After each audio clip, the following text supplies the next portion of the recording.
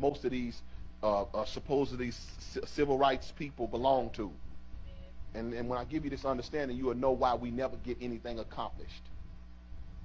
The Boule means advisor to the king. That means their job was to advise the king. Now the black Boule was to advise the king, which was white supremacists. So their job was to advise the king about the black community.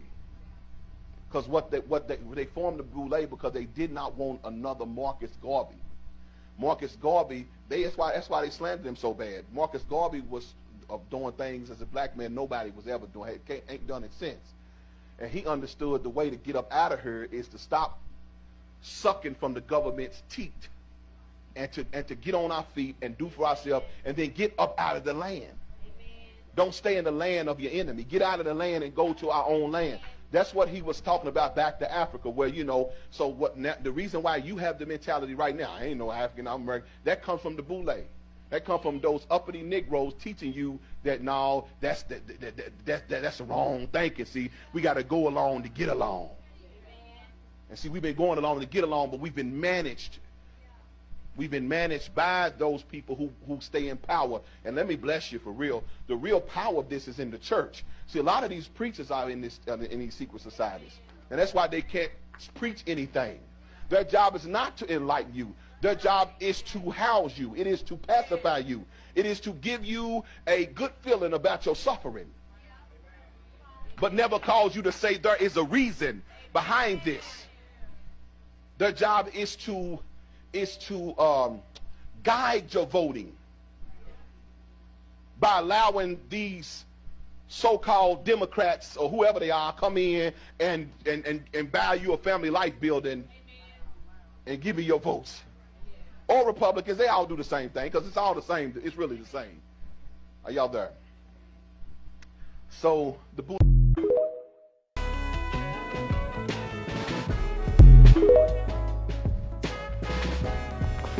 Shalom, shalom. It's your brother PJ. We back here with another lesson.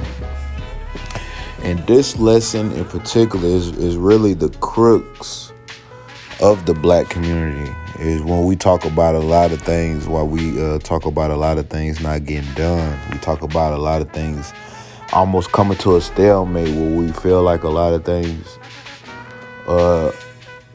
the lower class black people might feel like there's certain things that need to be addressed, but they never get to the right people. We always feel like there's a certain class of people blocking us from this, blocking us from addressing these issues to the proper people we need to. In the video I showed prior, that's talking about the Boule. which when you talked about Pastor Darby, and if you don't know who Pastor Darby is, you should look him up. Look up a lot of his sermons, a lot of his work. He puts out a lot of good knowledge. He was a good brother. And he was talking about the same thing with the Boule means advisor to the king, or advisor to the councilman, nobleman. And what that's meaning is that when they set up, and we'll get into how they set this up, but when they were setting up the Boule and the secret societies, and another brother, I played some of his videos too in the video, was brother Steve Coakley, which you can look him up too. Please look him up. He's a very smart brother. Passed away about 7-8 years ago, but very smart brother, and he's been on this information since the 70s and 80s for a very long time, and I've been watching for a very long time. But he talks about this very same thing, and this is where you get a Divine Nine and all these different fraternities and sororities, and what he breaks down and what he comes to find out. And I'll break this down even further. These Divine Nine sororities and fraternities come out of what we call Prince Hall Freemasonry, which was the earlier stages of what the secret societies, what they welcomed so-called elite blacks into. Because you got to understand, they wanted to create a buffer zone of class between the common black that went to work every day. They wanted to create a buffer or a separate class from them, so they could kind of watch and have somebody kind of oversee the Negro population to make sure that certain things they wanted to get pushed and certain narratives that they wanted to get out there got out to the Negro population. And that's what the Boule is for, and what they still use them for today. And many things in our society, especially black people, that we see in the media and that we see on social media, and different entertainers and famous people and leaders that we have in our community, are constructed and come from these fraternity sororities and secret societies. And they funnel these people with these same doctrines and ideologies. So when you wonder and you see information like on my channel, on my page, you never see certain people, when I show their pictures, people like LeBron, Oprah, Stevie Wonder, none of these people are really talking about this information that you see on my page, or they act like they don't know about it. That's not the case. A lot of these people are very, very smart, and they know all the information I'm telling you about so-called black people. They know this too. It's just that this is not something that the white establishment wants them to push. So that's why you only see selective information that they push. That's why you only hear about the civil rights era, or you only hear about certain select few things in history, or when we're talking about certain things we want to push in the community about changing things and reforming things and changing the laws. These people are put in place to kind of guide our direction and our focus to where white people want them to go. So we never really get the solutions that we want to get. And that's the main purpose of the Boule.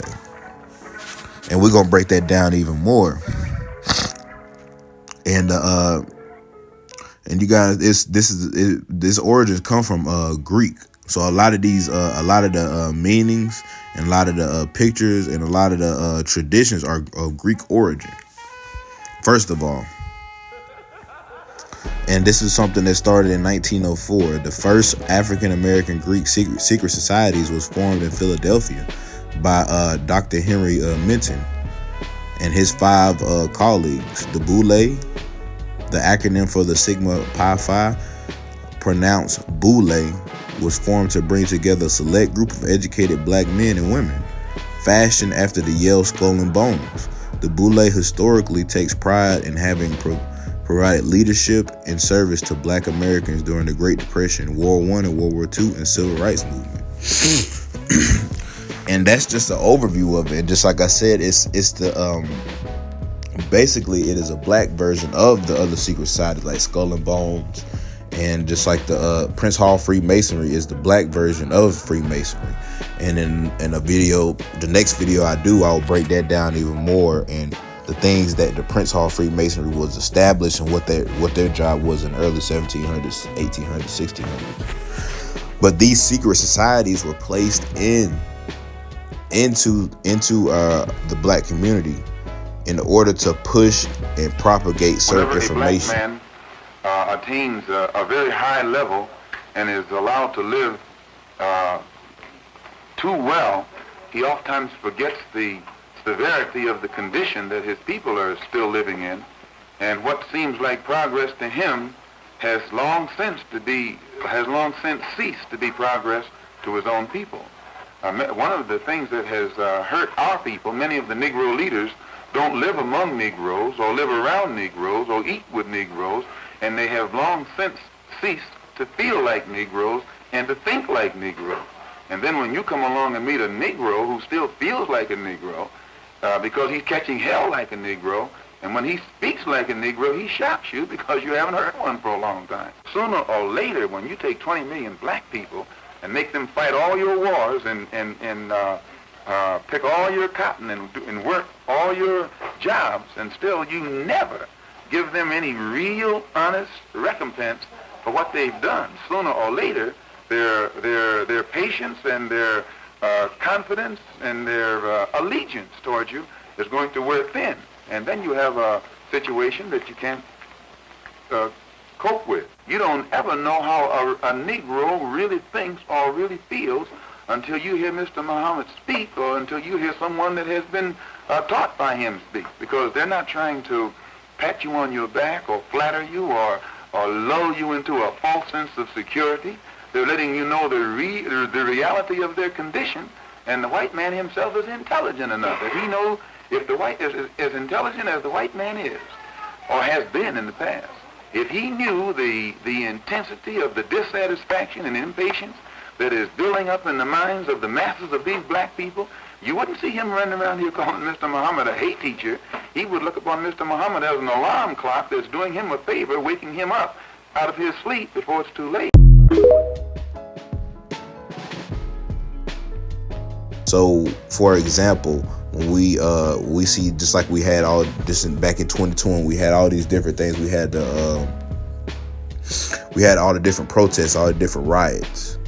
Now, one thing I want, especially black people, to think about is how many times, especially now that they don't talk about, how many times black people go missing or get killed, and now that doesn't make the news. But for some reason, that little short stint of time in 2020, when everybody was in the house, Benjamin Crump, Al Sharpton, and them, anytime something happened to a so-called black person, they were there, front and center. When that's not necessarily the case, when we know in our own personal communities, the things that they were talking about in 2020 happen every day to black people. They just highlighted a few. They highlighted those few to get an emotional rile up or outcome out of us. Because at the end of the day, no laws was changed. No laws was changed, and nothing was done to make sure that never happens again. And I'm only giving you this example to make you understand what the Boule is for and what their job is. And they were put in place by higher white society as a buffer zone for so-called black people. And just to throw a couple names out, you have people like W. Du Bois. Those were some of the people that first started. And give you a proper understanding. It will break down too, because there's a few things I don't agree with Marcus Garvey, but I will agree with he was for so-called black people. He might not have the story all the way right because he wanted to push us back to Africa, which I'll get into that why he did that earlier. But they really people like Marcus Garvey, people like George Washington Carver. These were I don't want to say elite blacks, but these were very foundational pieces in so-called African American culture, which we know so-called African Americans are not from Africa. I just want to reiterate that statement. But especially George Washington Carver, because he's one of the ones where if you understand who he was the innovator of the peanut. He made over 300 different products from the peanut, different medicines, and he was a scientist. And a lot of the studies and works that he did independently. And people like W. Du Bois from the so-called Boule, they wanted to partner up with people like George Washington Carver, and they wanted to partner up with people like Marcus Garvey. But the thing that they wanted to do is they wanted white people to oversee their work, and they wanted white scientists to help them in their work. They didn't want black people to solely foster this work. They wanted somebody to oversee and make sure they see what they were doing. And that if anything seemed like it was against the government or that it wasn't going the way that the white people wanted it to, they would pull financial backing. And so that was one thing that George Washington Carver talked about. And I'll try to find a video and try to put it on my page. That Steve Coakley talked about it as well, is that was one of the reasons why he didn't want to partner up with the Boule and a lot of the people in the Boule. Even though there were still people that he grew up with and he knew. Because he understood that a lot of these people had financial backing from rich elite whites, and they wanted a certain outcome. Same thing with when you get into J.A. Rogers and all the different information that we get put out here with African American studies. And that's why just up until recently now, you don't have that much information and studies on black history worldwide, or you don't have as much of it put out, because this is where it's coming from. They guided the information to where only certain studies is getting approved, only certain information is getting approved to get put out as curriculum. So when you come to a person like me and I'm showing you all this different information, you're like, where is this coming from? It's because they had an establishment of this that vanguard this information, put this kind of information on the back burner. And just like I was saying earlier, is that they strategically use people in news. They strategically use people throughout media, civil rights leaders. You gotta understand, all these people are strategically used to vanguard and to keep the so-called black population in sleep, in a lull, because they don't want a revolution. They don't want us to wake up and actually try to fix the situation, the problems that we are in. They know as long as we got our leaders, which is our pastors, our entertainers, our football players, all these different people, they understand that they can have full control over us. And, you know, people like Malcolm X and Martin Luther King talked about this. And I put a video of Malcolm X talking about this, that we shouldn't be looking at these people as leaders. We should be looking at these people as a source of understanding, information, truth, knowledge. That if you look at other race of people, they don't look at LeBron James, Jay-Z, Dwayne Wade, Michael Jordan. They don't look at these people as their leaders or people that represent them. People like them represent so few amount of black people. And the bulk of black people you never get to see and experience because you only see what's on TV. So we're very misrepresented in that point, and it's done on purpose. But to get back what I was talking about, where they have certain rituals to have a certain outcome. And one I want to talk about that everybody that knows about, it is, and just to preface my statement, a lot of these things are put into the atmosphere because they're emotionally charged. Because you gotta understand, when these people that work in these secret societies have these outcomes, they target people's emotions and people's weak points, so that when people are targeted in that way, they cannot clearly see everything for what it is, or see the actual common sense in it all. And one of the examples that I like to talk about, I like to use with people, is the George Floyd incident. And I'll drop in the link in my description, on my in the description, I'll drop some videos, and I'll drop a link to a document I did further going into it. But we just gonna go over it a little bit. But to start, you gotta understand, for starters, and I want people to understand this is something common that happens all the time. But for this to be front news center and recorded for us to see it is odd. People stain stores. What a stain means is you're giving counterfeit money to a store all the time. Matter of fact, George Floyd did this multiple times before. He's been arrested for the very same thing before. And what's odd is usually when somebody gives counterfeit money to a store, they leave. They don't sit in front of the store. So it was already odd that you have this person that's on drugs that just gave the store counterfeit money. And now the clerk of the store had enough time to call the police. He calls the police. The police pull up, and he's still sitting in the same spot. So we're going to keep continuing with that and all this. Then they got it on video. the back and forth with the officer. All this is staged. All this is purposely, the video is purposely put out for this reason, because when it's really foul and they don't want you to know anything, you don't get the video. We have to know these things, that when it's really dirty, when it's really foul, we don't get no video. Just like with the Kanika Jenkins that happened with her in the freezer that she went missing, we never got the rest of the video. So when it's really something foul, they're never going to give you the video, but for some reason we got this whole video. I just want people to understand that, because when it's really something foul and they don't want you to see it, you won't get that video. And Kanika Jenkins is a prime example. It was a certain portion of that video that just went blank, and nobody ever seen it. We never knew what happened to that girl, and that was on the news. These are rituals to get people distracted. Yes, it's sad that people lose their lives, and the idea of anybody losing their life in any situation is wrong. Period. I don't care if they're black, white, green, whatever. I don't care if they're purely against what I'm against. Death is never good. It's never good to promote death of anything. But to get back to the topic, with all this going, and you have people looking at the situation from different point of views, and I'm just gonna put it out there. You got some people looking at it like, hey, he's a crackhead, so this person is out here doing illegal activity as a crackhead. He dies as a police officer. I mean, he dies by the hands of a police officer. You got some people looking at it like, man, well, even though he was doing wrong, that was what happened was how they looking at it is they use excessive force.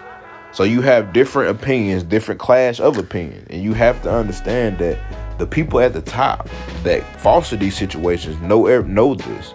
They're banking on the fact that black people and people in general are going to argue these different points. That, oh no, he should have died because he did wrong. Oh no, he should have lived because that was excessive force. So they're calculating that this is going to create a divide, that it's going to be a side here and a side there. So you're already going to have one group against another. So then they pull advertisement and have different people for these different sides. You have different celebrities and different entertainers and different people on social media talking about these sides and each side representing them. Distraction. While along all this is happening, there's real laws and things that are happening with the government that you do not notice, and they do this every single time. And this is what I want people to understand. When these things happen, pay attention to the laws, pay attention to the money, pay attention to people who getting arrested, because a lot of times when they're showing you these things, it's just a distraction. And this is what the Boule and things like that was created for. It was created to emotionally control the black people so that they will never wake themselves up, because they look at it, if we can keep the black people asleep and keep them ignorant, everybody else will follow suit. Nobody else will question anything. And that's been a perfect plan. And to get back into George Floyd, and the prime example is you had people like Stephen Jackson coming out. That Stephen Jackson came out and spoke up about George Floyd. And this is what I mean, that they have certain people strategically put into place that they are here to combat each side. And I'm not here to say what's right or wrong. I'm just trying to show you a picture, because you got to understand there's somebody at the top that calculates all these moves, and it has an outcome. And he doesn't care what side you're on. He doesn't care wrong or right. He cares about the outcome that comes out of this. That with all this violence and all this discord and disagreement, hey, we can make a new law to where police brutality. We're going to take guns away from the police. There's different things like that, and this is what I want you to pay attention to. Is that when they're doing these things, it's very easy for them to slip a law up under you or change things very quickly, and you might not even notice it. With the slip of a hand.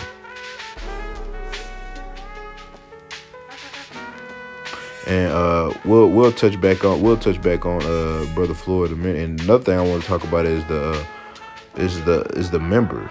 And what you gotta understand is, just like I said, there's different people throughout the whole network of this thing, where you have different politicians. Just like the Black Lives Matter movement, is you have just like that's another prime example of the Boule. Is you have those two sisters that ran the Black Lives Matter movement that were two lesbians, and when you go on their website and you look at their website, they didn't promote nothing about the community or about the black community, about it coming together and us being one again. It was totally counterproductive of everything. Then they took the money that they got donated to them and moved to where white people were. And this is what I mean by they have people in place for certain outcomes, and people wonder why we donate to these causes and we never get anything out of it. Another example is Dr. Umar. Dr. Umar has been on the internet for years, 10, 15, 11, 13 years, talking about building a school. He's talking about building a school when I was a child, and he still hasn't built that school. These are people that they place and plant in front of our faces, and they will give them money, and they will promote them, and they will let them be on TV because they know that their job is to not never take it any further. Same thing with people like Roland Martin. All these people are strategically placed in society. They give them good paying jobs just to keep the lower class Negro asleep. And that if the lower class Negro ever was to ask any questions, they put it out. Everybody up here, you can see that hat, like what Ed got, you can see the hats on. There's Kurt Smoke, the mayor of Baltimore. He's right here. He's had suspenders on. Again, this is the first time in the history of our race that we bought back information from them.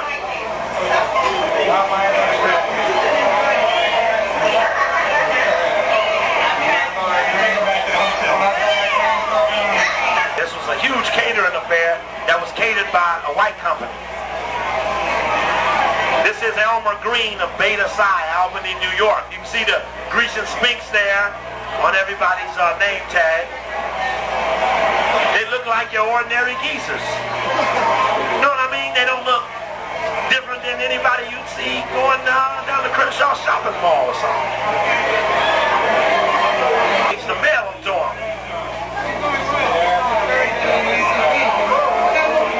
And of course, it's their banner. They had huge banners. Blue and white is their colors again.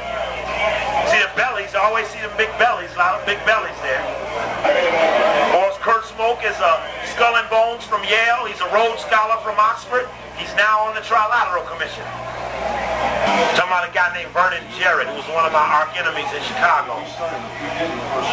They started the youth program for the Boule. Also, because I'll have to find the video or I have to link it, but there was a video. Roland Martin was speaking to a young brother. The young brother basically started and funded his own charter school, was driving the kids the kids on a bus himself, taking them to school, feeding them and all this. He had basically funded and started his own school within 2 years. And he was basically trying to tell people like Roland Martin that we don't need to rely on the government. We need to do for self. And he was explaining to him that I did for myself, and I got out and everything that I want to do for my community, I did it. I didn't wait for the government to give me a grant. I didn't ask the government to change no laws for me. I went to go do it. And that's another key thing that for the Black Boule is for, is that and a lot of times you get them say, we need to go to the government to get these laws passed. And I try to stress this to black people and people in general, is a lot of issues and a lot of things we have in society, we can fix ourselves. We don't really need the government to fix it. The more you implicate the government into the issues that you have, the more you're going to have to deal with their solutions. You're going to have to deal with their solutions, their outcomes, and their control. And that's the whole point of the Boule and Secret Society, is they want more control by creating what you call Hegelian dialect. We'll get into that later. And just like I said, another thing we're gonna talk about is like the media control. And this is just not prevalent to the Boule, but this is all secret societies in general. All Masonic secret societies, Skull and Bones, the Jesuits, and it goes on. There's multiple. We'll do videos on other ones too. But the media control, where they have control over different things in the media, is their reach is insane. And one thing I want you to understand, and I put a couple pictures up, is from Philando Castile to Trayvon Martin to George Floyd. Every single one of their family members have ties to a Masonic lodge, and they are Masonic members. And And I'll put a video up that Masonic members are pledged to take an oath to hold up a secret.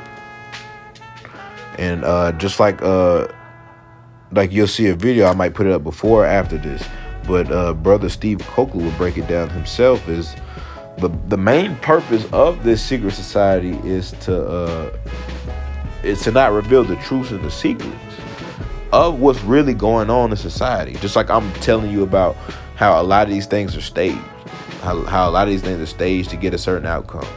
That the government is really not here for our benefit and our help, and that the elite blacks are selling us a false story when they tell us, hey, come here and vote.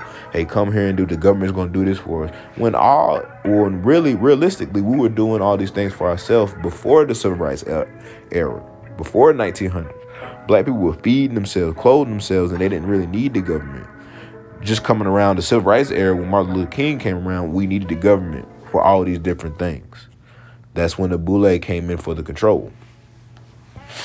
Same thing with the media control, and that's their purpose for it. And like I was saying, just to tie it back in all together, is in each community there is a Masonic lodge. There's a Masonic lodge in Cartersville. There's a Masonic lodge all over different places in Georgia. In these Masonic lodges, there are different levels that you can go to of knowledge. Certain people do not have certain knowledge, the knowledge that I have. Some of them, you might come tell them this stuff they don't know nothing about. Some of them, you might come talk about this and they know this. There's different levels of that knowledge. But the whole purpose for them is to keep the secrets. They're never supposed to reveal the secrets of that society and what they do to the public. So when they look at themselves, even though they might be black, they look at themselves as, and this applies to any fraternity, any sorority, but they look at themselves as, I am a Sigma black person. So whatever is the benefit of my fraternity or my sorority trumps that of me being a black person.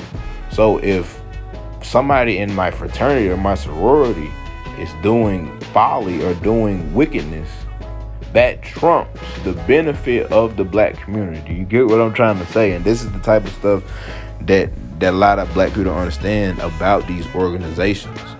Even they will parlay with white groups and white societies, because you gotta understand, all lodges are under the same accordance, under the Masonic order, regardless. The whole purpose of the lodges in the Masonic order is to keep the truth of society hidden. That's the whole crux of it. And a lot of it was created and founded and started with white Jews or white small hats to create and foster a society that was going to benefit a particular group of people, white males. And they use secret societies and false information to foster this. And through media control, they perpetuate imagery of this same thing on a daily basis. That's why when you go on the news, you'll see Benjamin Crump and Al Sharpton. They're coming on there talking about we shall overcome and don't push nonviolence and talk about no revolution. We just want to go to court, and whatever the judge says is whatever the judge says. You see a cop kill somebody on TV. They go to court, they represent them, and nobody goes to jail. They just pay out a bunch of money. This is why this happens, and people always sit here with their hands up like, man, we can never get an outcome because we got certain people in place that's what they're there for, is to make sure that the same outcome that the people at the top, the small hats and white elites, want to happen.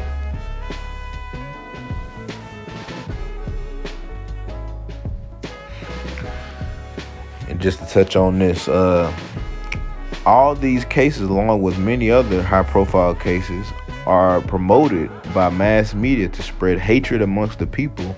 The media, governments, and the elite pick and choose which stories are promoted, and then they are groups of agitators to the areas of the so-called crimes to protest. They've always led to loss of lives and businesses and homes and riots. And that's very, very true. And just to talk about that, and a lot of people, I know this just in Atlanta, is, and lot of black people don't even understand this, is when they had those riots and they were going around burning towns and burning businesses, those black people that was burning those businesses were burning businesses in their own community, so that when they woke up the next day, they had to drive a whole city block just to go to the Target, because these niggas done burnt the Target down. So now there's no Target where your grandma can go to. Now grandma got to go on the other side of town to go shop at Target, because now they had you fueled up to protest, and the protest led to y'all burning down the Target. You see where I'm getting at, where they're controlling this outcome to get you emotionally charged. And now the Target, they're just gonna get an insurance. You gotta think about that. They have insurance on that, so Target's not losing no money. And then guess what? Target's going to rebuild their whole area, revamp it, and gentrify it. And that's what happened in Atlanta. A lot of those places where they had those riots and burnt down, they rebuilt those places, and now white people live there. They priced black people out of there. And they strategically did that on purpose, knowing that would happen. Knowing that if they tear this up, we just going to rebuild it, but we're going to rebuild it and we're going to kick them out of there. And this is what I mean by they have certain people and agitators that have a certain outcome. Because you got to think about these rich elite people operate on 50, 30, 20-year plans. So they don't give a damn if you winning for today or if you winning for tomorrow. The way they look at it is the plans and the things they have in place in 30 years are going to put them in such a position that they don't care if you're up today, if you're up tomorrow. Because by year 30, you're done. And this is what black people, they don't understand the long game that these white people play. They play a very long game. So they'll let you think you won for the time being. But in the nitty-gritty and everything, you ain't really did anything in the grand scheme.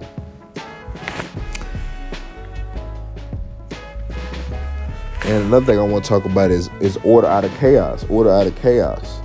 And you got to understand the patterns. And a lot of times it's the same patterns, the same rituals, and they follow suit every time.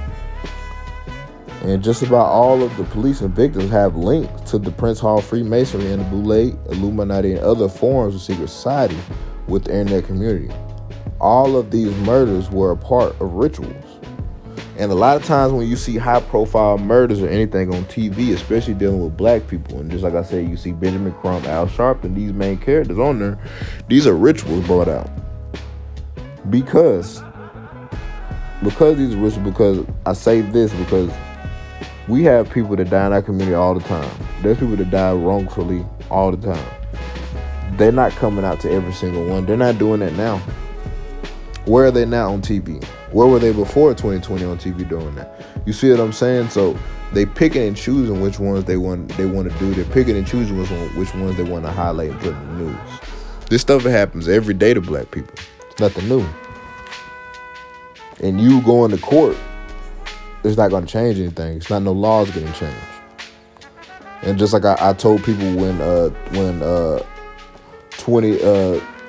2020, when Biden got voted in, they made that Asian hate bill so fast that at the moment that somebody did something to Asian people, they created laws for them. And that's what I was trying to tell so-called black people, is that that's power. Asian people don't even vote like that. But the moment that something happened to them, laws got changed to where you can't do that no more. It's classified as a hate crime now. That's not the case for so-called black people. And none of these people that you see on TV, from Martin Luther King all the way up now to Al Sharpton, none of us ever came out with the idea of a black hate crime bill. That's never even been an idea. But let's get back to it.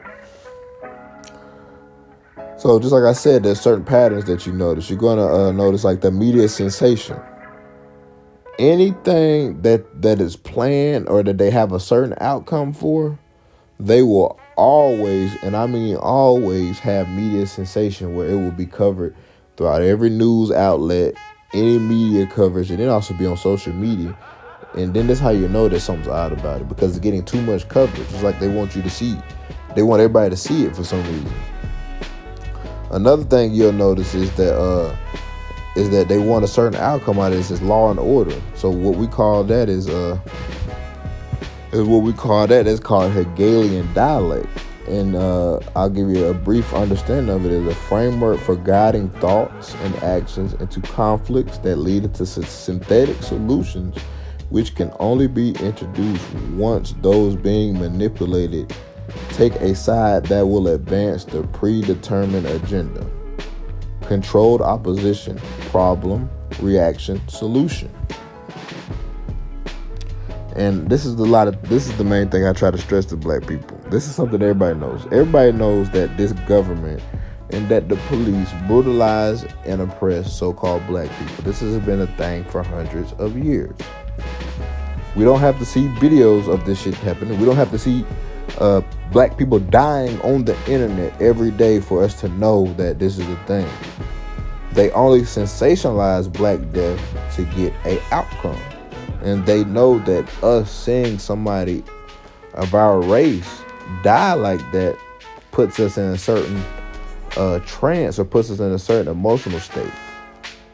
Because just like many people like me and other brothers have said, and this is a sign that if you really have true self-love, is if we really loved ourselves and we embody true self-love, and this ain't got nothing to do with hate or anything about revenge, we wouldn't let these things happen to people like they do. Trayvon Martin, that wouldn't happen to him like the way it did. George Floyd, that wouldn't have happened to him like the way it did. Kanika Jenkins, that wouldn't have happened to him like the way we did. And the main thing that I can grasp from all this is that we don't have self-love. Because when you have self-love, anything you love, you're going to fight for it. You're going to protect it. You're going to kill for it. You're going to steal for it. And I'm not promoting these things, but when you love something, you want to protect it.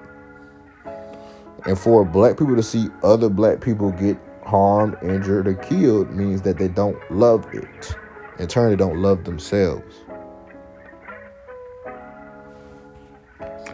So they promote these visuals to keep this idea in our head to not love ourselves.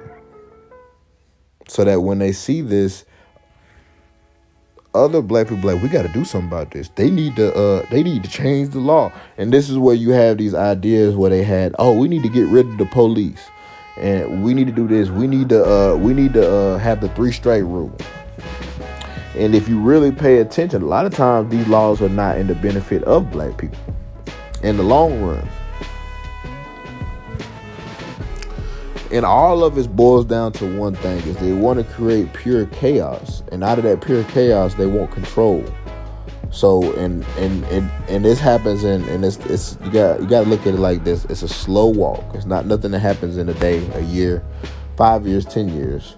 But over a span of time, with these different outbursts where people are protesting, people are revolting against the government, they dial up the control and the restrictions every time. Just like everybody was out there rioting and looting in 2020. After all that rioting and looting, you see the precautions and the measures that the stores take now, that when you go in there, they have barricades. They have certain items locked up now to where you have to go ask the people that work in the store to go get these items for you. They have, and that's just another way for them to control and have control over certain things, to where they don't even trust you to go in the store and go buy things anymore. It's almost at that point. And that's what I'm talking about with the martial law aspect. They want full autonomous control over everything. And to get these out and to get that outcome, they will provide moments of instability. And in those moments of instability, the government will come in with a plan for stability. Be like, well, the people that were running the government before didn't know how to treat you people, so we're going to take it over fully.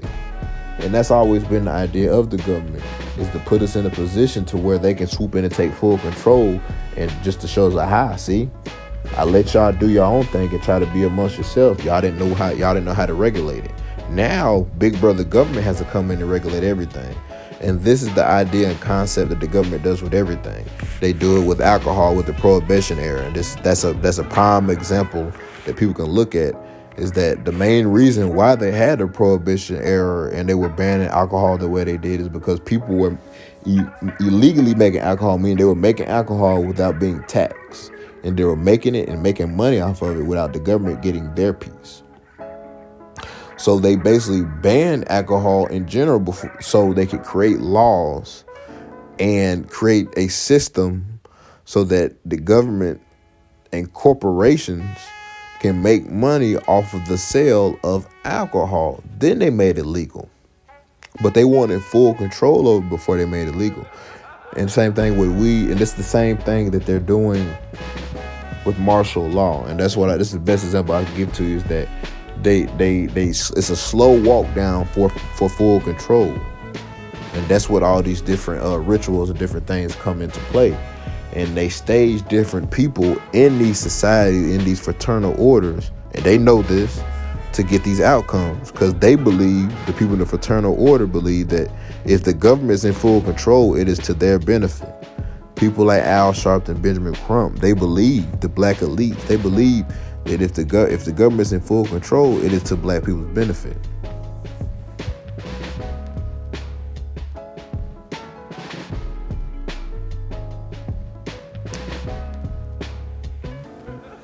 And you may not notice, but the media was escalating all of these cases in order to promote full-fledged riots and protests that they seen all around the world to create chaos and mass confusion, along with racial hatred. It started with the Trayvon Martin case, then it went to the Mike Brown case, then to Breonna Taylor, Eric Garner, to George Floyd, etc., etc.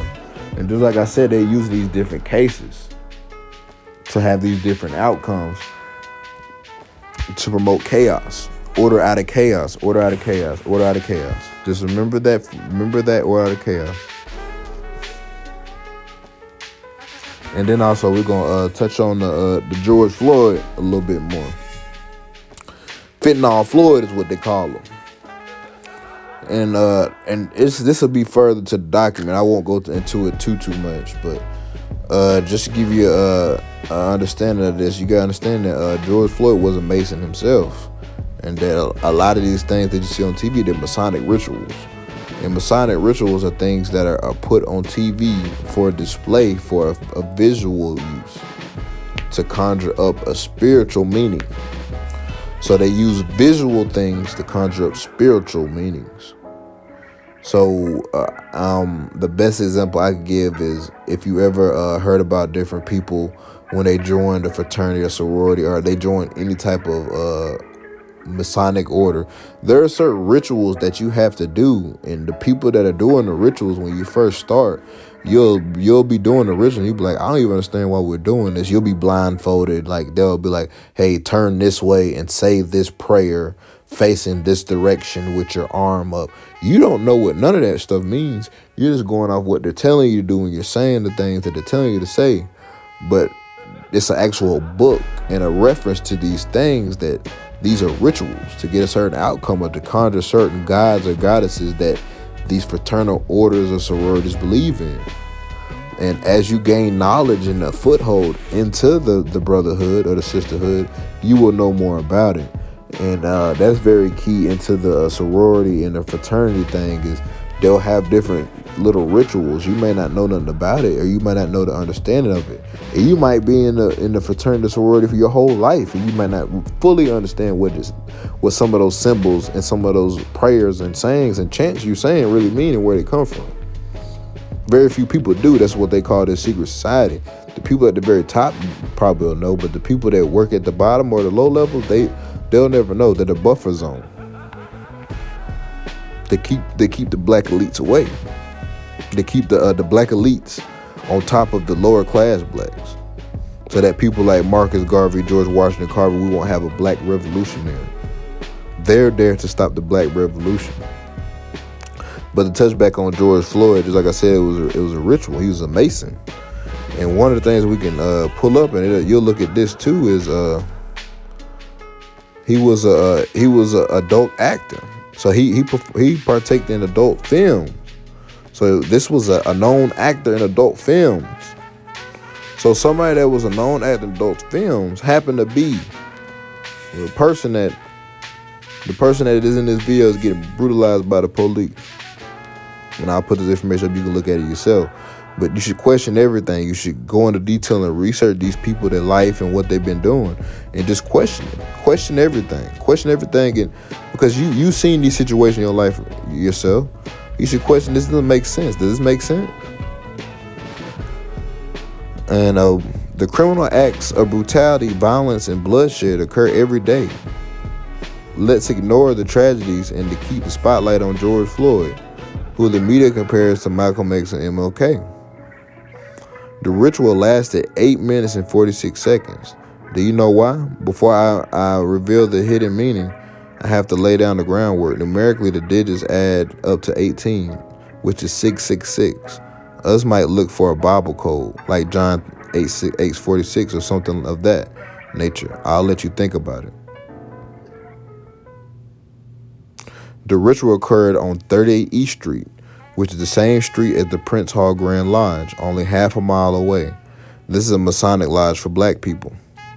And like I said, Prince Hall Masonry. That is Prince Hall Masonry, Richard Allen. We'll talk about that next video, why he's important. George Floyd's family hired Benjamin Crump, just like I said, Benjamin Crump, as their lawyer, who is listed as a famous Prince Hall Mason. George Floyd's twin friend, ex-NBA player Steven Jackson, is also connected to the Masonic fraternity. The 33rd degree symbolism.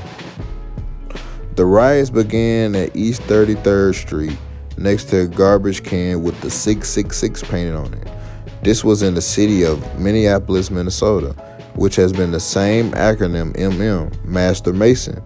If you flip the MM sideways, you get 33, the highest degree in the Scottish Rite Freemasonry. And then once you go into this document, you'll be able to see a couple of different things where you'll be able to see a picture of George Floyd's brother, and that he is in the Prince Hall Freemasonry group, and he has an apron.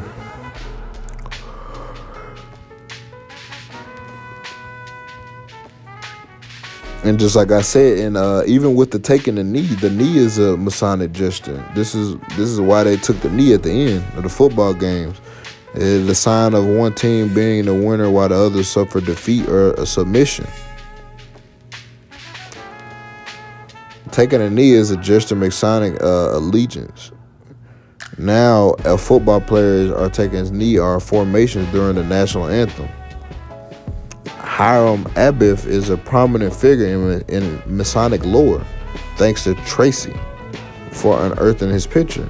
It is quite possible that the football players protesting black persecution are under Masonic discipline. Freemasonry and communism are one and the same. It is possible football players must be Masons to succeed, just like Hollywood actors and singers. The communist West Point road candidate Rapo also makes the Masonic one hand to the chin sign. And just like I said, anybody that has dealt with any fraternities, any sororities, or anything of that nature, knows about these certain rituals and things that they do. This is nothing new. Every fraternal order has their different ones that they do. And I'm not going to go too deep into it because there's a lot of information I have in this document. And I just wanted to just to get you a little highlight over and to go over a couple of key points and how that the George Floyd and situations like that are calculated and created for us in that outcome.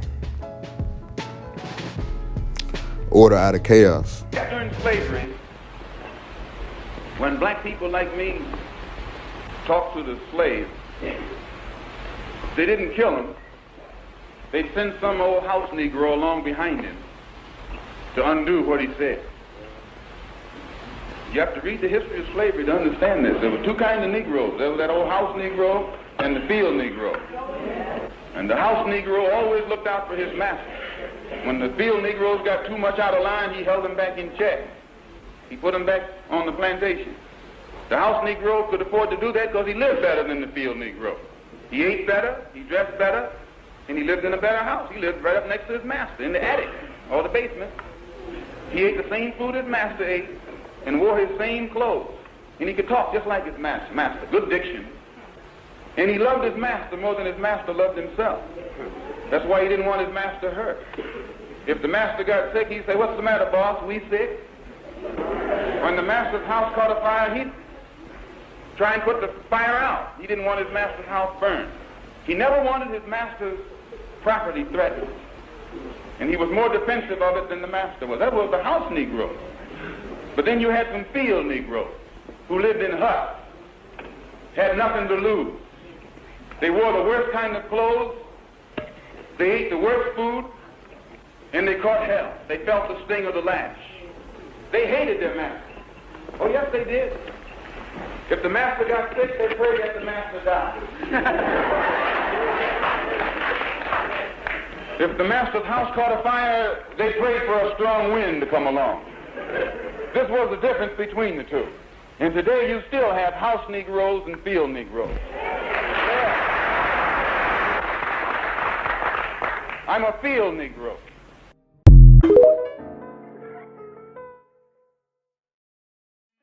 And another thing I'm talking about is the remaking of the Negro. And just like I said, you gotta understand elite control. And I'll probably play the video afterwards. Is talking about the house Negro and the field Negro. And Malcolm X breaks it down perfectly. And that's what I mean by the buffer zone. And when you have the house Negro, and what I mean by the house Negro is the Negro that's for the government. The Negro that doesn't understand that the United States government is fully against so-called black people being unified and loving themselves and being prosperous among themselves. The government has full deploy of making sure that doesn't happen. They don't want that to happen. For some odd reason, the elites of our society, the so-called blacks, do not see this, or they understand this and they just don't talk about it. They want us to believe that everything the government does is in full-fledged of our benefit. So, just like I said, and this is why they very first formed the Boule, is in the early 1900s. They had just got done with all these different wars and a bunch of different miseducation and bringing in a lot of different races of white people into society, into America. But they needed the numbers from the black people to go to war. And so they needed approval from the black community to go to war in the early 1900s. So what the job of the Boule was to kind of convince so-called black people, even though they wasn't treated right in society, it was okay to be a nationalist, take pride in being fighting for your country, take pride in being an educated Negro, taking pride in all these different things that we have in society today. And that was what the elite culture of the house Negro was about. And another thing it was about was denigrating a lot of the things that the Negro did that made us great. So just like you see now, you don't see a lot of Negroes do construction work. You don't see a lot of Negroes do farm work. You don't see a lot of Negroes do a lot of the work that we call degrading. That's because we had this clash between the house Negro or the elite class that kind of pushed that type of ideology and that type of lifestyle away from us, where you had more black people moving to the big city and have these big city jobs instead of living like how their ancestors lived for thousands of years, was farming and sharecropping, because that's what solidified us in the economy. And the upper tenth of blacks started to live the good life as Boule members, while the majority of ordinary blacks were disenfranchised. But what were the Boule objectives? The Boule recruits top blacks in American society into his ranks. Today, 5,000 plus male members and their wives, with 112 chapters, make up the wealthiest group of black men and women on the planet.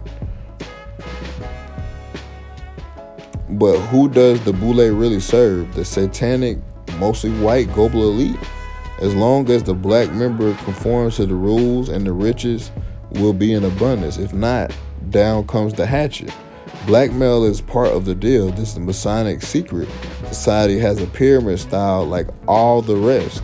The lower ranks are kept from knowing what the upper ranks are doing. What was that? What was it to it? Wasn't it the holy city? So that they were protecting what they thought was most important. Okay, that's all I wanted to get you to.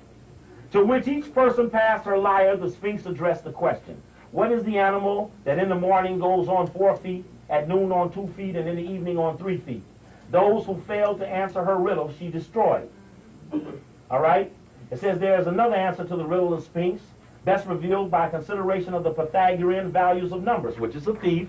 Pythagoras is a thief. So you're right. And it says the 4, the 2, and the 3 produce the sum of 9. The 4 represents the ignorant man, the 2 the intellectual man, and 3 the spiritual man. Infinite humanity walks on 4 legs, evolving humanely on 2 legs, and of the power of our own mind redeems and illuminates magnets as the staff of wisdom. The Sphinx is therefore the mystery of nature, the embodiment of the secret doctrine, and all who cannot solve her riddle perish. To pass the Sphinx is to attain personal immortality. Now that's important because I'm going to show you how they immortalize the people who are the caretakers to the secret society. Their names live forever because the owners of the secret society forever perpetuate the name, which that means immortality. You live forever in the other members of the secret society's minds and hearts. Now, this Grecian Sphinx, in fact, at a recent lecture in L.A., Aswa Kwesi translated this portion going across here, and it made a lot of sense. Boule means advisors to the king. When he translated this Grecian Sphinx dialogue here, he said it meant lords of the landlord. Lords of the landlord, which fitted the pattern again. These are the king's knights. The king don't fight, the knights fight. The knight ain't the king, he just worked for the king. Now, when I thought about the Grecian Sphinx and the number 9, I thought about this. So you're right. How do the Greek thing fit? One good tape up there too, brother, is the challenge to the Greeks. Brother Coakley at University of Syracuse, which has a lot of things in it, even the ending to this lecture, because it was similar to that one. That's an interesting one up there.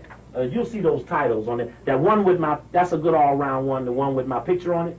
See, that's it. There you go. Alpha, Kappa, Phi Beta Sigma, Omega Psi Phi, Zeta Phi Beta, a.k.a. Delta Sigma Gamma Rho. 1, 2, 3, 4, 5, 6, 7, 8, and 1 make 9. The Grecian Sphinx is keyed on the number 9.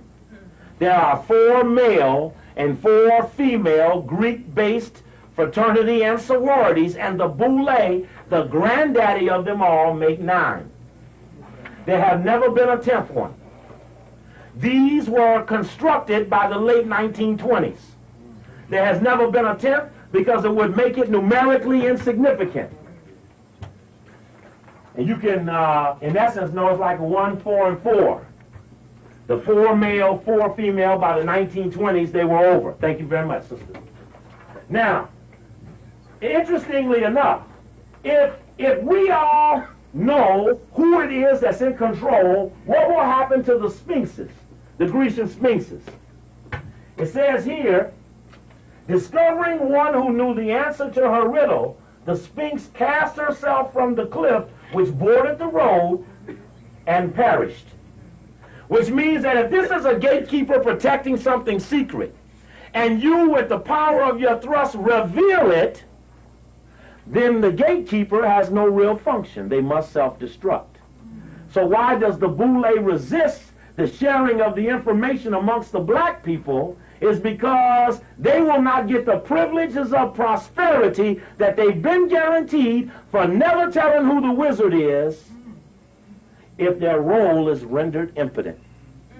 So the part of dealing with the OEO, you remember in the Wizard of Oz, there was them little black things, them little monkeys with the wings?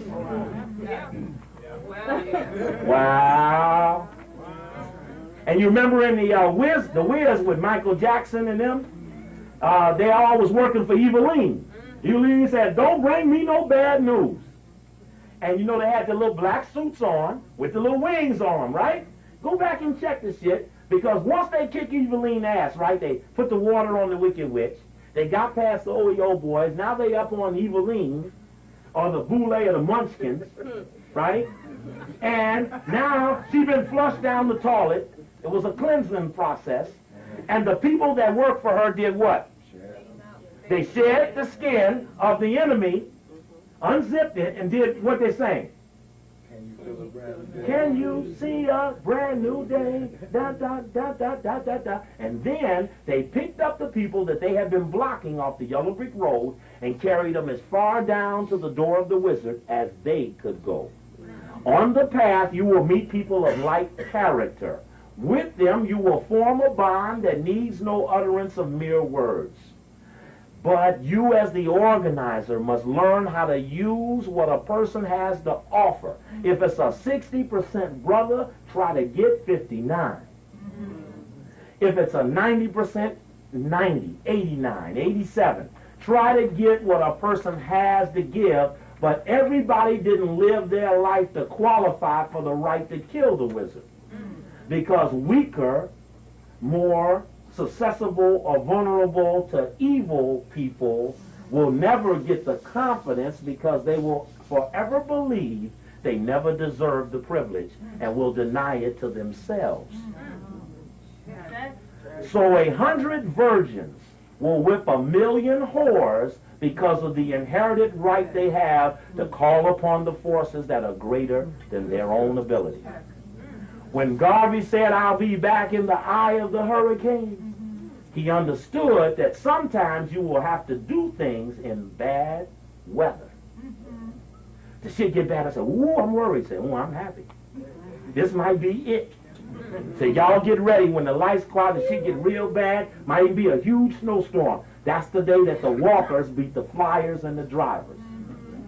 Miss Daisy, weakest one on the planet, way at the top of the hill in the biggest house, never cooked her own food, grown anything, washed shit, don't even answer the telephone. You will not have a hard time kicking her ass or her husband's ass if you can beat the OEO. It's the buff. So don't underestimate the buff. Understand that the buff, they didn't start to go get Mandela out of jail till they start burning collaborators. They never fuck with the white people. They never fuck with the white people. They fuck with the white people's buffers. And then the white man saw his fence go down. He went and cut a deal. Check. All right. Now the legend of Oedipus was what? Say that again. Murder. And that's what I was explaining too. And I said, you know, and people understand this if you dealt with any sororities or fraternities. They from the outside looking in, they will, if you're not a part of that fraternity or sorority, you won't know nothing about what they do. But as you take steps into their society or into their group, let's say you want to be part of it, the first year or two you're learning more about it. Then once you're in it, now you become an elder statesman. Now you're becoming the foster. Now you're going into recruiting more people. So you'll the longer you stay in the group, the more knowledge you will gain and learn. And it kind of keeps the secrets away from the people that are outside the group.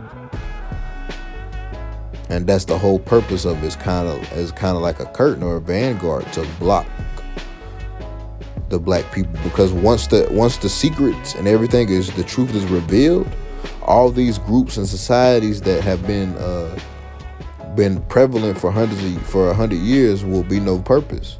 There'll be no purpose for all the Boule group, because we won't need black people to parlay and to make these backdoor deals with white people. Because that's really what they're there for. They're over here making these deals with white people that we have no idea about. Then they come to us, present us with the facts and information after the fact. The remaking of the House Negroes was necessary to institute a group of blacks who have vested interest in protecting the elite white system. It was about selling out their brothers and sisters for the power and the money, and the majority of black lawyers and doctors and engineers and accountants were members of this secret club. And this ties into the history, the medicine, the education, and all that. When we complain about certain things like, hey man, why do we not have enough black doctors? Or we have enough black doctors, but we don't have enough black hospitals. Or we have black hospitals, but the curriculum that we're teaching the black doctors and the black nurses is not based on learning about what our black bodies need, the nutrition our black body need. This is curriculum made for white people. This is where all this comes from.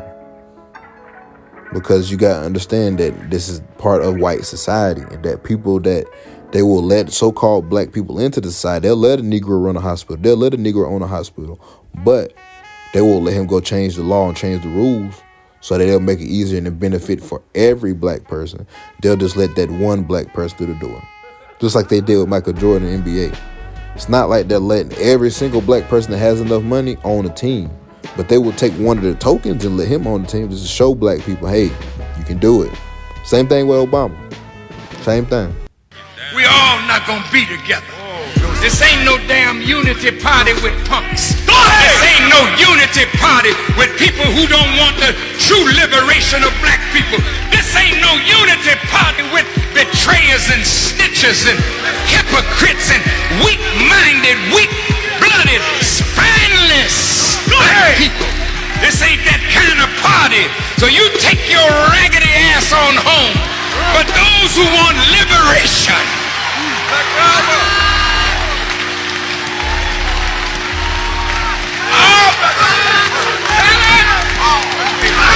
those who want to see black people really free at last.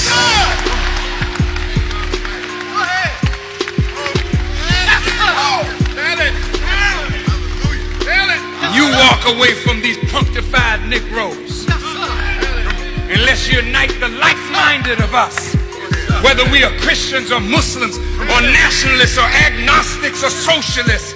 If we are like-minded on reparations and on justice for our people, we are brothers indeed. But a black face ain't gonna make you no brother today. Go ahead.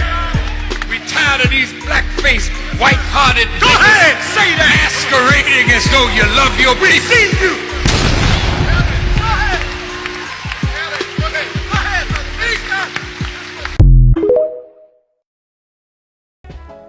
And just a little bit, we're going to touch on this, because I'm going to break down Marcus Garvey even more, because I'm not really a fan of his, but I do understand that he did do some good and he did do some bad. The early 20th century was a part of the Reconstruction. Marcus Garvey back to Africa movement was in full swing. Garvey represented a genuine black leadership. W.E. Du Bois, a founding member of the NYC chapter of Boule, said that the Boule was created to keep the black professional away from minds like Marcus Garvey. And there was a reason why, because they felt like he was a revolutionary. He reminded them a lot of Nat Turner, Fred Hampton, Huey Newton. Those kind of leaders, those kind of people. They didn't want that. They wanted that type of Negro to not exist. And if he did exist, they wanted to isolate him so much that he looked crazy. Now that you get into this point in our society in 2025, now everybody's looking. That's why we don't have any revolutionary, no leaders, because the Black Boule killed them all. That's why you don't have nobody like Martin Luther King, Malcolm X, Dr. Khalid, all these different places, Dick Gregory. Even Dick Gregory lived into the 2000s, but the Boule and black elites made him look crazy in the early 80s when he ran for president. We had a whole black man run for president in the 80s, and he said that it was corrupt then. He said that the voting system was corrupt then in the 80s. Dick Gregory said this long ago. They made him look crazy for 30, 40 years, and then he died. This is the work of the Boule.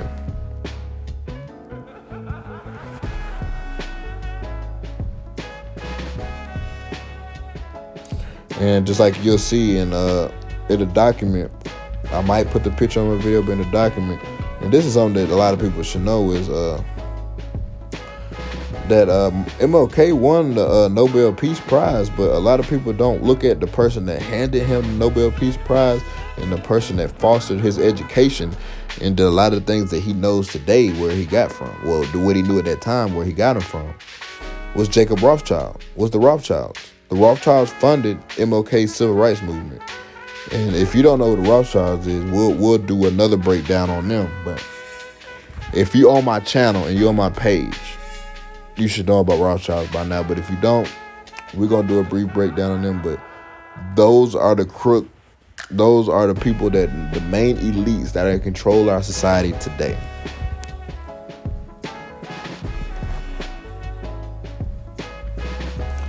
And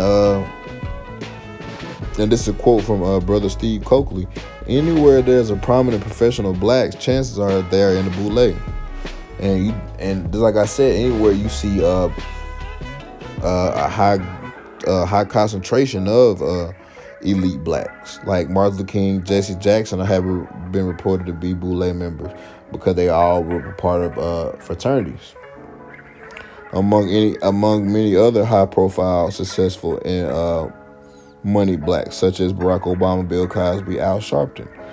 The Boule is another arm of the nefarious secret societies that recruit, indoctrinate, and call for the dark forces. Therein are perks, galore, power, and notoriety, all lying in wait for the easily compromised soul.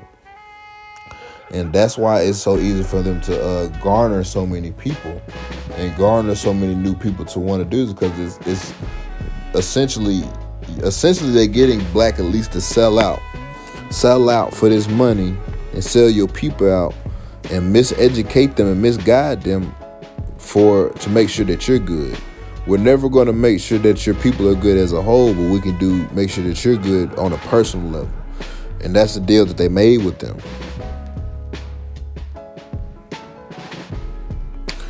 The New World Order is the old world order. The elite blacks of the Boule are culling and controlling their own for a slice of the elite white man's pie. And just like I said, and we all know, we've all been looking at things like the Diddy case and the different things that we've been hearing about that's been going on with that Diddy case, and different things that we just been hearing about. Like, man, and a lot of these things when they're talking about these allegations that these celebrities are gay, or that they partake in gay activities, or these sex parties and all this stuff. A lot of that stuff has been something I've known for years, and that people have known since the 80s, 90s, and 70s. Richard Pryor was talking about this when he used to do stand-up comedy in his day. So this is something that was just known for years, and a lot of people just ignored it or thought it was a joke. But and the reason why they have these freak-offs and these parties is the same thing with the Epstein. And the reason why Epstein got so big is they pull people in and they initiate them by having them get them comfortable and bringing them into an environment where they get them comfortable, giving them drugs, alcohol, and many different things to get them comfortable, to get the guard down. Once they get their guard down, they might put them in a situation that's compromised, i.e. with a underage girl, i.e. or they already partake in that, or with some drugs. Or what they're going to do is they're going to try to catch them in a compromised position that if this was to be let out to the public, it would destroy their image. But and another thing I want to put as a side note is that what they do is they purposely seek out the weak. So they purposely seek out knowing that somebody and this is something that a lot of people don't know. Diddy has had these issues from when he was a little boy. The same thing that they say that Diddy does, they said his mom and his daddy used to do the same thing, have freak-offs and all this. They were swingers. And this is what I want you to understand, is that the global elites, these white people, they target people like that on purpose. Same thing with people like Kanye West, everybody. They know these people have vices, have drug issues, and can't control themselves sexually. And they will prey on that, knowing that these people have these issues. And that's a part of the initiation, is once they get them initiated. Like other secret societies, the Boule encourages homosexual initiation practices. This must be done to join the ranks. This practice serves as multiple purposes: blackmail, control, and breaking down individual identity to rebuild loyalty to the organization above all else. And also the blackmail system, and this ties into the Epstein files. A big reason why Donald Trump and the government doesn't want to release the Epstein files is because a lot of things on the Epstein file will incriminate people like Donald Trump because he partaked in it. But it's a blackmail ring. It was used for that. It was used to blackmail elites, politicians, famous people, and that's the same thing what the Boule does on a smaller scale with the black community. And all this is spearheaded by Mossad and Israeli intelligence. You can look all this stuff up yourself.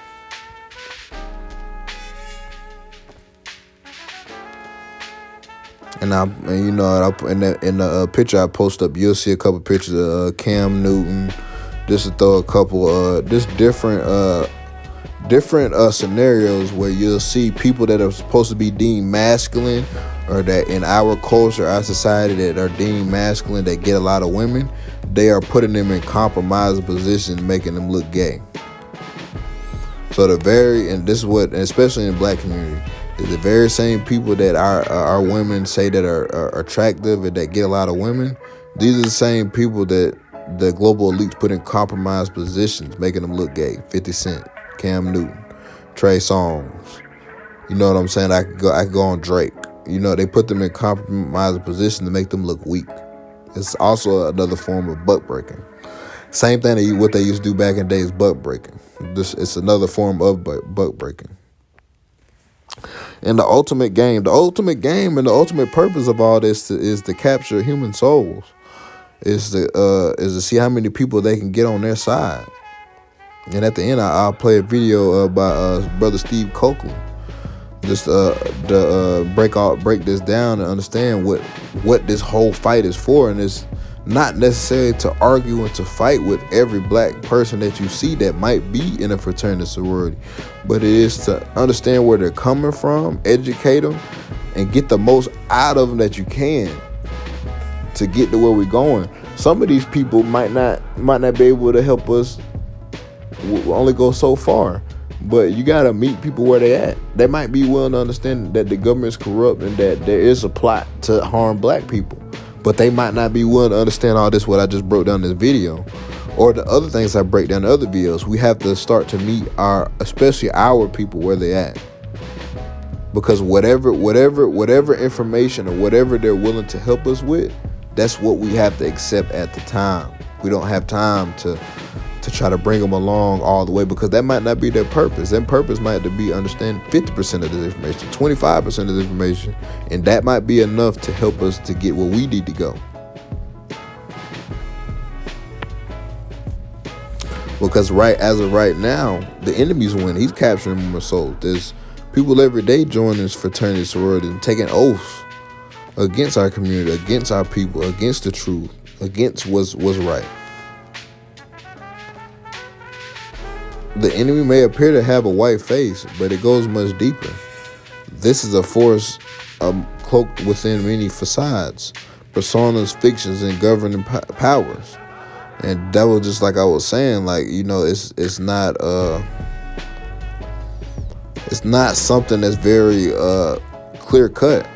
It's not something very clear cut, not something that's seen in the open, because a lot of these people that are integral in our society give off a persona and give off of an aura like they're for the black community, but in reality, they perpetuate the very things that keep our community in the same predicament.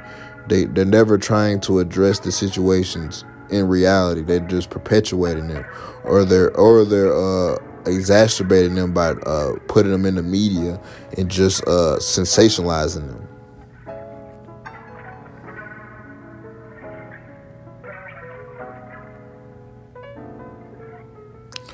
And to go back, just like I said, like another thing, like the humiliation ritual. Just like I said, you'll see LeBron James, D Wade, Kevin Hart, Madea, Jamie Foxx, and it's a form of buck breaking when they put you in that dress, and that's one of the reasons why they do it. It's a humiliation ritual. Once they can convince you to put that dress on, then they look at like, oh, I know we got them. Form of buck breaking.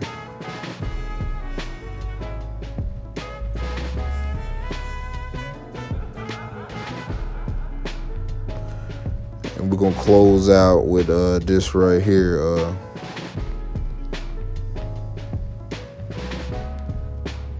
Today there are over 5,000 members and 112 chapters of Boule&Secret Society all over the United States, the West Indies, and this is a group said to be among the wealthiest groups of black people on earth.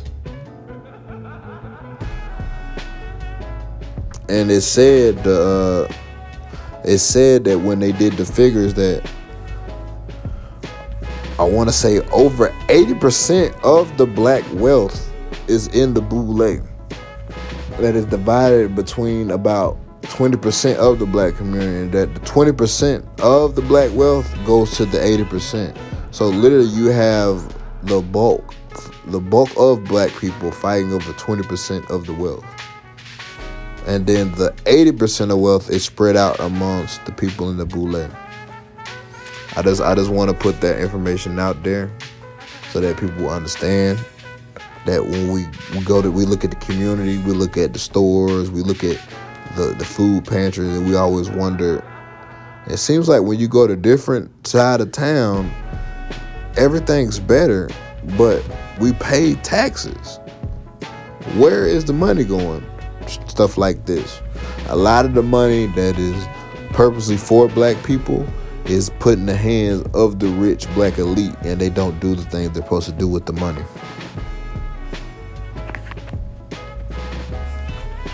And another thing I want to touch on is just like with athletes and different things, they have different rituals and different things. Like with one thing I'll break down is Kobe's 666 workout. Kobe has a unique way of training during the off season, which is known as the 666 workout. Named so because he trains 6 days a week, 6 hours a day, 6 months in a year. The 6 hours of training are divided into 2 hours of track hour, 2 hours of basketball skills, and 2 hours of weightlifting, which includes 1 hour of cardio. And that number comes out to 666. You gotta understand. And if you read the Bible, understand 666 is the mark of the beast. Why would Kobe use that? Just ask yourself these questions. If you're educated and you understand, and you believe in the Most High, and you believe in a higher power, and it's the Most High over everything, just ask yourself these questions. Why would he do that? Kobe's smart. He's read the Bible before. Why would he do that? Join the exclusive secret societies offered advancement and perks to select blacks in return for loyalty to its objectives. The upper 10th blacks started to live good in life as the Boule members, while the majority of blacks were disenfranchised.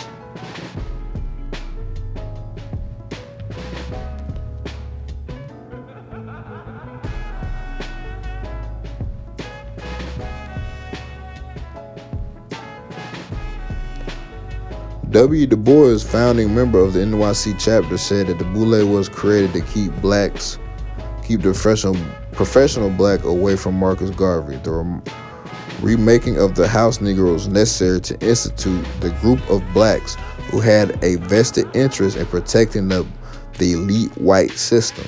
Shortly after the founding of the Boule was also a time Marcus Garvey, a Back to Africa movement, was reaching 1 million plus people without a television or radio. Du Bois emphasized, as Coakley stated, the importance to steal the black professional away from Garvey because the Afrocentric organization that articulated and captured the black professional would give white no safe haven in the black community. So the Boule, the remaking of the house Negro, was necessary to rebuild the group of Negroes who had investment and protecting the white system and produced by whites having stolen this land from us. The systematic replacement taking away the agricultural, the articulate Negro, now desiring to replace them with organized institutions to keep them away from self-improvement.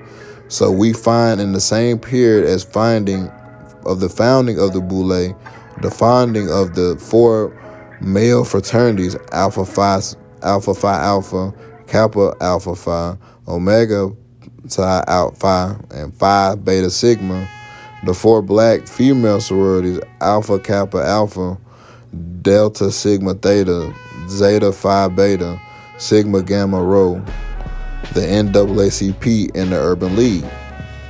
All of those organizations were created in the same era to capture, control, and to redirect the energy of the black professionals away from the true liberation movements like Marcus Garvey Back to Africa initiative and other initiatives too.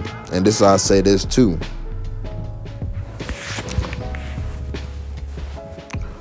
Just like you have Frederick Douglass, just like you have Marcus Garvey, just like you have Washington Carver, there were different black people that wanted a foundational community for so-called blacks.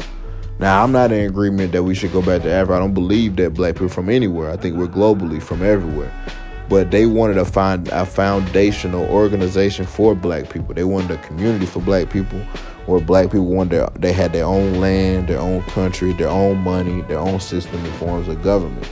These are the things that those type of black people wanted for black people. You'll never see nobody like Benjamin Crump, Al Sharpton, Malcolm X. None of these people at that time had the idea to go for their own land, to put black people in their own land, to separate black people from white people so they can get themselves together. You have people that wanted to integrate with white people into white society because they thought that would benefit them to get the things that the white people got. And this is the issue that I have with the Martin Luther King idea, is that white people's education is no better than black people's education. Black people have been in the same classroom with white people for 60, 70, 80 years now. That education has not done us any better. It has not done us any worse. There's no difference in the education that was in the black classroom than it was in the white classroom. We were better educated. We were educated by more people that look like us. We're convinced that us going to these white schools and these public schools that were for everybody would give us education that we didn't have or that we couldn't obtain from a library or book. And that was part of the idea of them convincing black people to integrate. That's why they had the Boule and all these different things, was to convince black people to integrate into different things in society. Because black people, for the most part, had their own communities that was kept to themselves. So to get black people out of that, they had to bring people in like Martin Luther King, Rosa Parks, Malcolm X.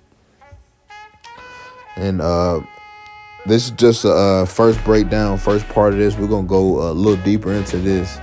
We're going to go back into the 1800s and the 1700s and the 1600s to talk about Prince Hall Freemasonry and what their role was back then in that time and what they did and some foundational work they laid out for people like W.E. Du Bois and the Boule and the Divine Nine fraternities and sororities that we see today, because Richard Allen and the Prince Hall Freemasonry laid foundation for what you see today and the information what you see they push with Africa, back to Africa. And I'll break that down in the next video. But I just wanted to close that out with that information. And I appreciate all y'all. I appreciate the support. I appreciate the likes. I appreciate the comments. I appreciate the people going to my website. I appreciate you sharing the information. All that, man, is greatly appreciated. And all I want to say is Shalom, Ahava Kava, and y'all be safe. Peace and blessing to you and yours. And thank you. That is secondary to that. If you are AKA, you are a sister, AKA. You are not an AKA sister. I've told these brother Masons as I've gone around the country. And the interesting thing happened. We were in the South. Masonry is strong in the South. Again, I must repeat, Florida, even Atlanta, Masonry, these youth are getting in Masonry like it's a street gang. They think really that there's something special going on here with Masonry, like it's their own thing. And sometimes we have been in conflict in these cities when the people who love me put flyers together and put their symbols on there. And I make it clear to them that it's the white Mason that I'm after. That it was the white Mason who so-called stole this country. Set up a set of rules, the Constitution, and the rest of that stuff, and set it up in a way that he protected white males, did not even deal with his own female, as well as was anti-black. And we owe them something. And I told the brother Masons, please, do not go out and defend these whites when we attack them. When they get what they got coming, and some brothers have stood and said that a Mason is a Mason, brother. I'd be compelled to defend them. And I said, brother, you will go down. We will get them. But we will get them because we're right and they're wrong. You must give some of the power of what you do must come out of the strength and the confidence you have about where you stand. And if don't nobody stand with you at that moment, fine, then you will have great thrill in the numbers that you've gained as time went on. And I'm another person that's been pushed down that vein, for I had to stand alone to defend the things that I bring to you now. And now that I bring you those things, those same people that wouldn't stand will be right here with us today. And so that's important for us, that we have all those options open. So we put pressure on